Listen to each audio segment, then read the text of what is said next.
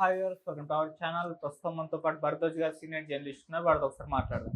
Sir నమస్కారం sir. నమస్తే అండి. Sir, Telugu big boss show ఎన్నో సీజన్లుగా సక్సెస్ఫుల్ గా కంటిన్యూ అవుతూ వస్తుంది. అయితే ఇది స్టార్టింగ్ నుంచి కూడా దీనిపైన ఒక రకమైన విమర్శలు అయితే ఒక వైపు నుంచి కూడా వినిపిస్తూ వస్తున్నాయి కదా. అయితే ఇప్పుడు సిపిఎన్ నారాయణ గారు దీనిపైన అంటే స్టార్టింగ్ నుంచి కూడా ఈ బిగ్ బాస్ ని బ్యాన్ చేయాలంటే ఆయన ఫైట్ చేస్తూ వస్తున్నారు. ఇది ఒక అశ్లీల షో అని కూడా కామెంట్ చేశారు. ఈ నేపథ్యంలోనే కోర్టుకు వెళ్లారు. కోర్టు కూడా ఇప్పుడు నాగార్జున గారికి అండ్ షో నిర్వాహకులకు కూడా నోటీసులు అయితే పంపించింది సార్. మరి ఏం జరిగే అవకాశం ఉంది? ఈ షోని ఏమన్నా బ్యాన్ చేస్తారా సార్? బ్యాన్ చేయటం అనేది ఏం జరగదండి. ఉమ్, అయితే కొన్ని సందేహాలు వ్యక్తం చేయటం జరిగింది వీళ్ళు కోర్టు సమక్షంలో. ఉమ్, వాటికి సంబంధించిన క్లారిఫికేషన్స్ అడుగుతారు. తర్వాత వీరికి వివరించి చెప్తారు. ఓకే. అలా ఒక ఒక ప్రొసీజర్లో వెళుతుంది అది. సరే, కోర్టుకు ఆశ్రయించాడు, ఆయన ఆనందపడ్డాడు నోటీసులు ఇచ్చినందుకు అవతల వాళ్ళకి. అయిపోయింది. కానీ చాలా మౌలికమైనటువంటి సమస్యలు ఉన్నాయి ఆయన ఆర్గ్యుమెంట్లోనే. అంటే భారతీయ కుటుంబ వ్యవస్థ ఉన్నతి, దాని గొప్పతనం గురించి ప్రపంచం అంతా పొగుడుతున్నటువంటి సంస్కృతి మంది అని మాట్లాడుతున్నాడు ఆయన. ఈ మాట్లాడుతున్న క్రమంలో ఆయన నెమ్మదిగా ఎటువైపు జారుతున్నాడు అనేది చూడాలి. కుటుంబ వ్యవస్థ అనేది సర్వోన్నతము, అది ఉత్కృష్టము అని మాట్లాడే క్రమంలో ఆయన ఇంకొక దారుణమైన స్టేట్మెంట్ ఏమిచ్చాడంటే, నారాయణ గారు, భార్యాభర్తలు కానివారు ఒకే మంచం మీద కూర్చోవడం అనేది ఎలా సబబు అంటున్నాడు. ఈ శీల పరిరక్షణ కార్యక్రమం అవసరమా అనేది నా ఉద్దేశం. అంటే భార్యాభర్త అయినప్పటికీ వాళ్ళిద్దరూ వేరువేరు యూనిట్లు, మనుషులుగా వారు వేరే, వారు కలిసి ఉండాలి అని అనుకున్నారు, ఉంటారు. వాళ్ళ మధ్య ఎప్పుడు ఏ సమస్య వచ్చినా వాళ్ళు విడిపోతారు. కానీ రెగ్యులర్గా మానిటరింగ్ ప్రోగ్రామ్, ఒక ధర్మము అనే పేరుతోనో లేకపోతే మరొక పేరుతోనో వాళ్ళ మీద మానిటరింగ్ పెట్టడం. ఈ అమ్మాయి ఏ మంచం మీద కూర్చుంటుందా, మంచం మీద ఇంకెవరు కూర్చున్నారు, అసలు ఈ ప్రోగ్రాం ఎందుకు ఈయనకి? ఇది అనవసరమైనటువంటి కార్యక్రమాలు భుజాన వేసుకుంటున్నాడు ఈయన. ధార్మిక వ్యవహారాలు, నైతిక వ్యవహారాలు భుజాన వేసుకుంటున్నాడు. వ్యక్తి స్వేచ్ఛకి, పర్సనల్ లైఫ్కి సంబంధించిన వ్యవహారం అది. అసలు బిగ్ బాస్ షో గురించి మాట్లాడాల్సింది ఇది కాదు. ఆయన ఒక కమ్యూనిస్టుగా ఆయన మాట్లాడాల్సింది బిగ్ బాస్ షో గురించి ఈ లైంగిక, నైతిక, ధార్మిక వ్యవహారాలు కాదు. బిగ్ బాస్ షో అనేటువంటిది ప్రస్తుతం జరుగుతున్నటువంటి ప్రపంచంలో జరుగుతున్నటువంటి దానికి ఒక మినియేచర్ మాత్రమే. ప్రపంచం అంతా కూడా విజిలెన్స్లో ఉంది. ప్రతి ఒక్కరి కార్యక్రమము బిగ్ బాస్ వాచ్ చేస్తున్నాడు. బిగ్ బాస్ ఎవరు అనేది అందరికీ తెలుసు. స్టేటు తన రాజ్యంలో నడుస్తున్నటువంటి ప్రతి వ్యవహారం మీద మానిటరింగ్ పెట్టింది. చాలా కాన్షియస్గా ప్రతి ఒక్కరి కదలికల్ని గమనిస్తోంది. ప్రతి ఒక్కరికి జేబులోనూ ఫోన్ పెట్టడం ద్వారా, దానిలోకి జియో వేయటం ద్వారా వాళ్ళని తమ కంట్రోల్లోకి తీసుకుంటోంది. వాళ్ళ రోజువారీ కార్యక్రమాలు వాళ్ళ యాప్ల ద్వారా ప్రతి నెంబర్ పేరుతోనూ ఒక ఫోల్డర్ తయారైంది. అక్కడ సూపర్ కంప్యూటర్లలో ప్రతి నెంబర్కి ఒక ఫోల్డర్ ఉంది. ఆ నెంబర్ ఏ యాప్స్తో అనుసంధానమై ఉందో ఆ యాప్స్లో జరుగుతున్నటువంటి యాక్టివిటీస్ అన్నీ అక్కడ డంప్ అవుతాయి ఆటోమేటిక్గా. ఈ నెంబర్ కలిగిన వ్యక్తి గురించి తెలుసుకోవాలి అనుకున్నప్పుడు ఆ నెంబర్ తెరిచి వాడి యాక్టివిటీ బట్టి వాడి జీవితాన్ని అంచనా కట్టి వాడి మీద ఒక నిర్ణయం తీసుకునే లెవెల్కి ఇంటెలిజెన్స్ వెళ్ళిపోయింది. అడ్వాన్స్ అయిపోయి మన మూమెంట్స్, మన కదలికలు, మనం డబ్బులు ఎవరికి ఇస్తున్నాం, ఎవరి దగ్గర నుంచి డబ్బులు తీసుకుంటున్నాం, మొత్తం తెలిసిపోతోంది ప్రభుత్వాలకి, స్టేట్కి. గతంలో ఈ ఇరానీ కేఫుల్లోనూ లేకపోతే అరుగుల మీద కూర్చుని మాట్లాడుకునేవాళ్ళు. ఆ మాటలు తెలిసేవి కాదు వాళ్ళకి. మీటింగ్స్లో ఇంటెలిజెన్స్ వాళ్ళు వచ్చి కూర్చుని రిపోర్టులు రాసుకునేవాళ్ళు మాన్యువల్గా. ప్రజలు ఏం ఆలోచిస్తున్నారు అని తెలుసుకోవటానికి మనకి రాముల వారి రాజ్యంలో వేగులు ఉండేవారు. సీతమ్మ వారి గురించి ఎవరో ఒక వ్యక్తి, తిప్పడు అనేటువంటి వ్యక్తి ఏదో నెగిటివ్ కామెంట్ చేశాడనే విషయం ఒక వేగు వచ్చి రాముల వారికి నివేదిస్తే వారెళ్ళి మంత్రివర్గ సమావేశం పెట్టి అక్కడ బాధపడతాడు. ఇప్పుడు పరిస్థితి అది కాదు. ఇప్పుడు సోషల్ మీడియా అనేటువంటి ఒక నెట్వర్క్ పెట్టేసి ప్రజలందరినీ దానిలో భాగస్వాములు చేసి రకరకాల పేర్లతో సోషల్ మీడియాలో యాప్స్ క్రియేట్ అవుతున్నాయి. ఈ యాప్స్లోకి అందరినీ ఇన్వాల్వ్ చేస్తున్నారు. ఫ్రెండ్షిప్ యాప్స్ వస్తున్నాయి. అంటే వాళ్ళలో ఏదో వాక్యూమ్ ఉంటుంది. వాడి రిలేషన్‌షిప్‌లో కొన్ని ఇబ్బందులు ఉంటాయి. ఆ ఇబ్బందులతో ఇంకేదో కోరుకుని ఒక యాప్ కోసం వెయిట్ చేస్తూ ఉంటాడు. వాడికి ఒక యాప్ ఉంటుంది. ప్రతి బిహేవియర్‌కి ఒక గ్రూపింగ్ అనేది జరుగుతోంది. ఆ గ్రూప్‌లోకి వచ్చేస్తున్నారు వాళ్ళు ఆటోమేటిక్‌గా. వాడు ఏ ఫేస్‌బుక్‌లోనే ఉంటే ఇది వస్తుంది అక్కడ. వచ్చినప్పుడు వీడు అట్రాక్ట్ అయ్యి దానిలోకి వచ్చేస్తాడు. వాడి అవలక్షణాలన్నీ అక్కడ క్యారీ అయిపోతూ ఉంటాయి. ఇలా ప్రతి ఒక్కడిని టోటల్ మానిటర్ చేసి వాడిలో ఉన్నటువంటి అన్నీ తెలుసుకోవటానికి రకరకాల ప్రయత్నాలు జరిగిపోతున్నాయి. దానికి మినియేచరే ఈ బిగ్ బాస్. బిగ్ బాస్ షోలో వాళ్ళు గదిలో ఉన్నారా, ఇంట్లో ఉన్నారా అవన్నీ చూపిస్తున్నాడుగా మీకు ఆల్రెడీ. ఆయన చూస్తున్నాడుగా, బిగ్ బాస్ వాచింగ్ అని చెప్తున్నారుగా.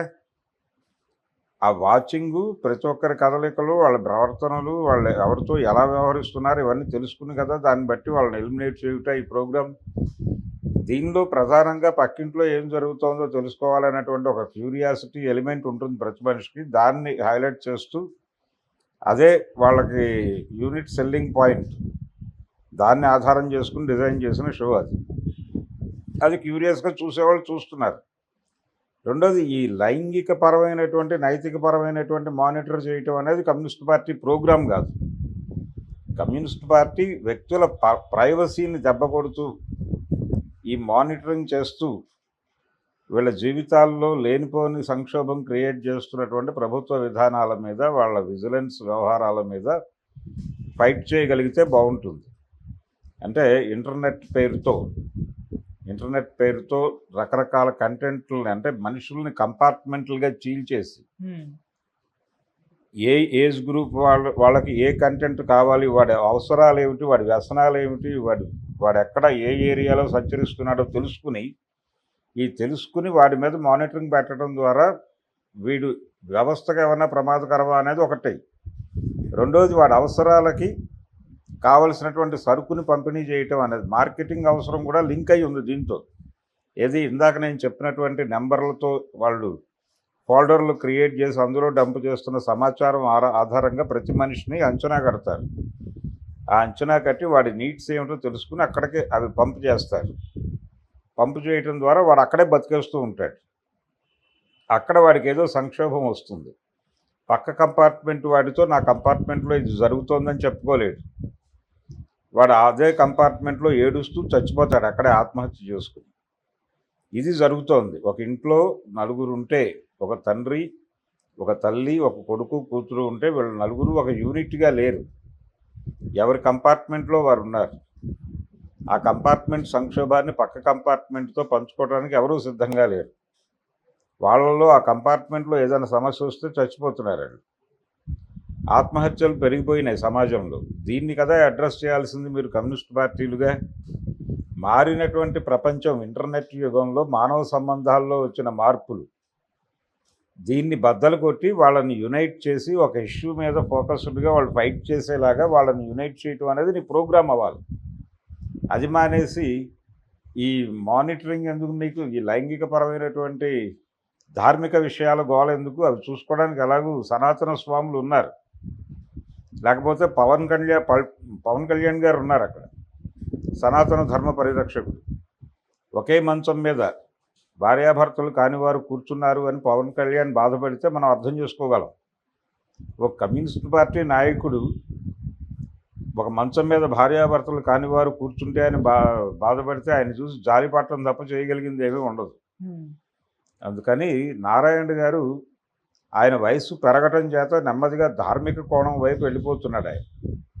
ఆయన్ని కమ్యూనిస్ట్ పార్టీ అనడం కన్నా కూడా సిపిఐ కాషాయం అనడం బెటర్.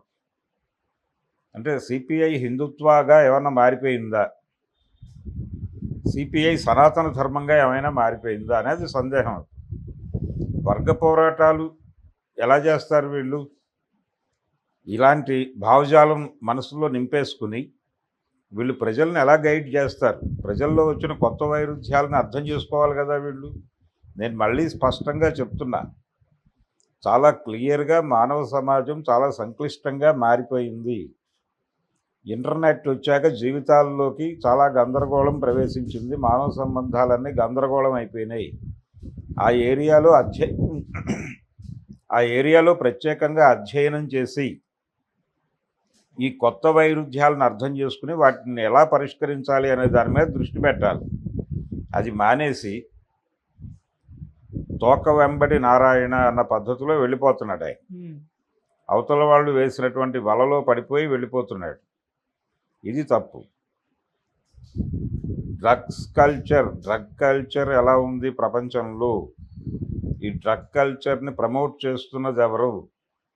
కేవలం సినిమా వాళ్ళు లేకపోతే కాలేజీ స్టూడెంట్సే డ్రగ్ తీసుకుంటారు, మిగిలిన వాళ్ళు ఎవరు డ్రగ్ ముట్టుకోరు అనేటువంటి నెరేటివ్ నేపథ్యంలో జరుగుతున్నటువంటి దారుణాలు ఏమిటి?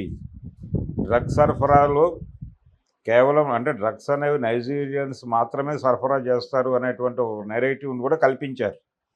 కానీ ఇక్కడ రాజకీయ పార్టీల ప్రమేయం లేకుండా డ్రగ్ సరఫరా జరగటం లేదు అనేది చాలా సుస్పష్టం.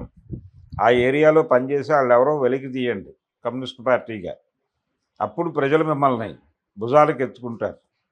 ఇలాంటివి అనేకం ఉన్నాయి, ఇంకా పట్టించుకుని వీళ్ళు ఫైట్ చేయాల్సినటువంటి అంశాలు. మార్కెట్ ఎకానమీ జీవితాల్లోకి తీసుకొచ్చినటువంటి సంక్షోభాలను పట్టించుకోండి. కార్పొరేట్ స్కూళ్ల పేరుతో జరుగుతున్న దోపిడీని పట్టించుకోండి. ప్రభుత్వం రాజ్యాంగాన్ని చంపేసి కార్పొరేట్లకు ప్రజల్ని కట్టబెట్టి చంపించేస్తున్నటువంటి విధానం చూడండి. అభివృద్ధి పేరుతో జనాల్ని చంపేస్తున్న దాన్ని అర్థం చేసుకొని ఆ ఏరియాలో పనిచేయండి. అది మానేసి ఈ లైంగిక ధార్మిక గొడవల గురించి ప్రకటనలు ఇచ్చి బిగ్ బాస్ మీద కోర్టులో కేసులు వేయడానికి ఇంకా 100 విషయాలు ఉన్నాయి, చాలా ఇంపార్టెంట్ విషయాలు. దాన్ని పట్టించుకోకుండా ఈ గొడవ ఏంటి, బిగ్ బాస్ షో గురించి ఈయనకెందుకు? అది చాలా క్లియర్గా బిగ్ బాస్ అనేటువంటిది ఒక డిజైన్డ్ ప్రోగ్రామ్. అది ఈ రోజున నాగార్జున గారు డిజైన్ చేసింది కాదు, అది అంతర్జాతీయంగా చాలా దానిలో ప్రపంచం అంతా కంట్రోల్లో ఉంది. బిగ్ బాస్ వాచ్ చేస్తున్నాడు అనేటువంటి ఐడియాలోంచి పుట్టినటువంటి షో అది. దాన్ని పబ్లిక్ క్యూరియాసిటీస్తో లింక్ చేయడం ద్వారా దాన్ని సక్సెస్ఫుల్గా నడుపుతున్నారు వాళ్ళు. అన్ని భాషల్లోనూ నడుస్తోంది. ఆంగ్లంలో మొదలై నెమ్మదిగా అన్ని దేశాలలోనూ ప్రాంతీయ భాషల్లోకి తర్జుమా అయిపోయి నడిచిపోతోంది. దాని మీద కొంత ఎంప్లాయ్మెంట్ జనరేట్ అవుతోంది, వాళ్ళు ఏదో బతుకుతున్నారు ఆ డబ్బులతో. వాళ్ళ జీవితాల్లోకి ఎందుకు మీరు రాయేయాలి వెళ్ళి? మీరు పట్టించుకోదలుచుకుంటే అనేక విషయాలు ఉన్నాయి, కూర్చుని మాట్లాడుకుందాం, పట్టించుకుందాం, చేద్దాం.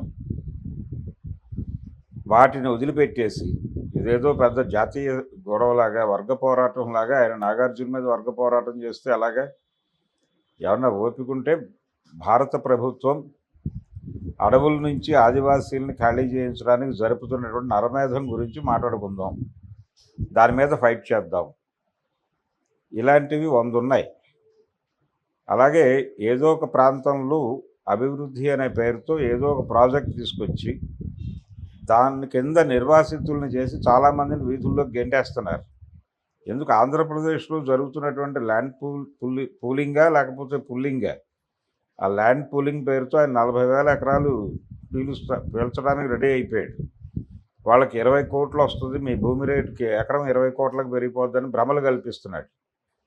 అక్కడ భూములు ఏమైపోతున్నారు? ఈ ల్యాండ్ బ్యాంక్ పెంచుకుంటున్నటువంటి ప్రభుత్వాలు ఈ భూములన్నీ ఏం చేస్తాయి? కార్పొరేట్లకు కట్టబడతాయి. కార్పొరేట్లకు కట్టబెట్టడానికి ప్రజల నుంచి భూములు లాగేసుకుంటున్నటువంటి ప్రభుత్వ విధానాలకు వ్యతిరేకంగా పోట్లాడండి. ఇల్లు లేని పేదలకు ఇల్లు ఇప్పించడానికి పోరాటాలు చేయండి, భూ పోరాటాలు చేయండి. ల్యాండ్ అంటే దున్నుకోవడానికి పొలం లేని వాడి కోసం దున్నేవాడికి భూమి పోరాటాలు చేయండి.